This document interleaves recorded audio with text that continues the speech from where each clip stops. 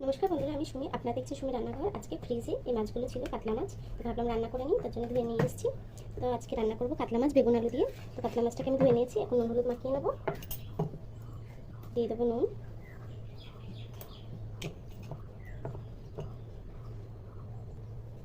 দিয়ে দেবো হলুদ, দিয়ে মাছটাকে সুন্দর করে মাখিয়ে নেবো।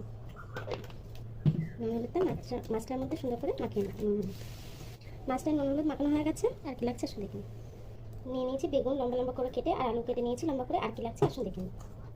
দেখুন, আমি দুটো পেঁয়াজ কেটে নিয়েছি, কটা কাঁচা লঙ্কা, আদা আর জিরে বেটে নিয়েছি শিলপাটায়। চলুন তাহলে রান্নাটা শুরু করা যাক। আমি একটা কড়াই বসিয়ে নিয়েছি, কড়াইটা গরম হয়ে গেছে, তেল দিয়ে দেবো।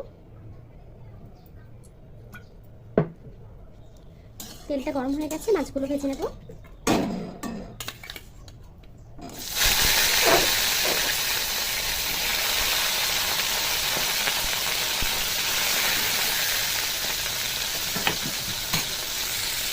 মাছ কিন্তু একটু ভাজা হয়ে গেছে, মাছগুলো তুলতে দেবো।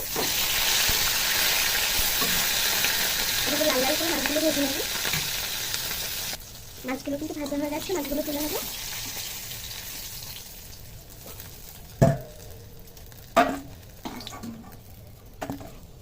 বাকি মাছগুলো এইভাবে ভেজে নেব।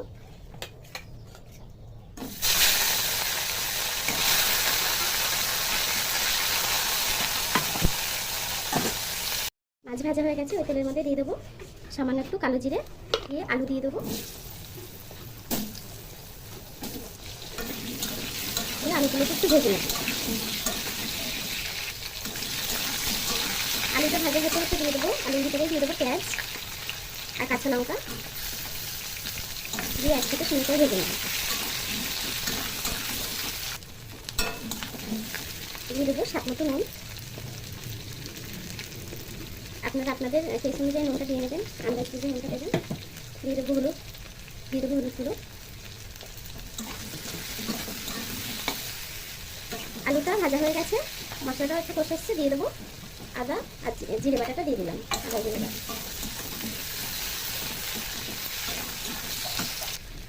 এক চামচ ধনে গুঁড়ো দিয়ে দেবো। মশলা আলুটা কিন্তু ভালোভাবে কষানো হয়ে গেছে, এখন জল দিয়ে দেবো।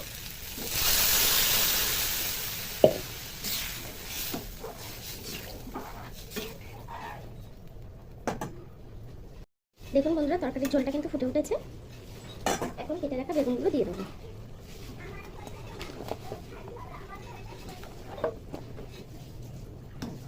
এখন ঝোলগুলোর ভিতরে বেগুনগুলো একটু সুন্দর করে দিয়ে ঢেকে দেবো। এখন ঢাকনা দিয়ে, এটা গামলা দিয়ে ঢেকে দিলাম।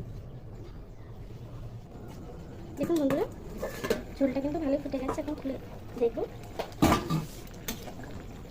দেখুন বেগুনগুলো কিন্তু নরম হয়ে এসছে। এখন মাছগুলো দিয়ে দেবো।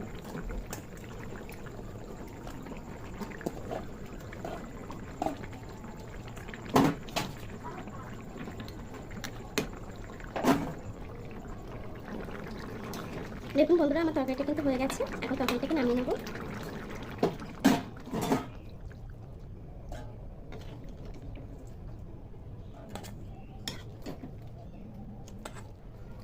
দেখুন বন্ধুরা, আমার তরকারিটা কিন্তু হয়ে গেছে। দেখুন, পাতলা করে কম মশলায় রান্না করেছি। আপনারা এইভাবে রান্না করবেন, দেখবেন অনেক ভালো লাগে। আর আমার এই ভিডিওটা যদি আপনাদের ভালো লেগে থাকে, আমার চ্যানেলটাকে সাবস্ক্রাইব করে ভিডিওটা লাইক দিয়ে দেবেন। এতক্ষণ আমার ভিডিওটা দেখার জন্য আপনাদেরকে অসংখ্য ধন্যবাদ।